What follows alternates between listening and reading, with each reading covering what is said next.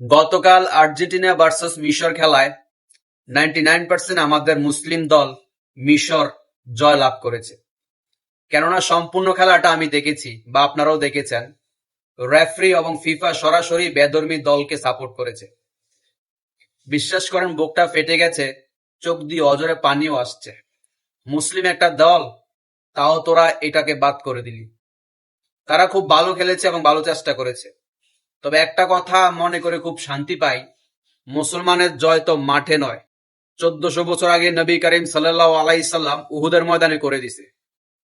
মিশরের মানুষগুলা খুবই চেষ্টা করছে, হয় নাই তো কি হইছে, তারা আল্লাহর রূপে ভরসা আছে। স্বয়ং তাদের মেন লিডার বলেছে, তাওয়াক্কালতু আলাল্লাহ, আল্লাহ ছাড়া কোনো কিছুই নেই। এই খেলাতে যারা এমন কার্যকলাপ করেছে তাদের বিচার জমিনে নয়, ইনশাল্লাহ আসমানে হবে। স্বয়ং আল্লাহ তাআলা সব দেখেছে।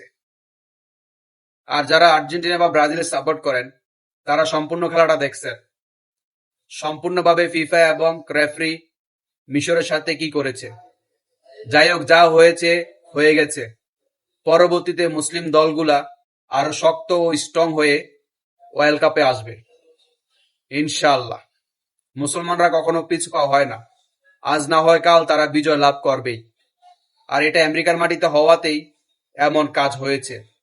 এটা যদি কোনো কাতার বা সৌদি আরবের মাটিতে হইতো বা আরব কোনো গার্লসে হইতো, তাহলে তবে কখনোই এমন করতে পারতো না।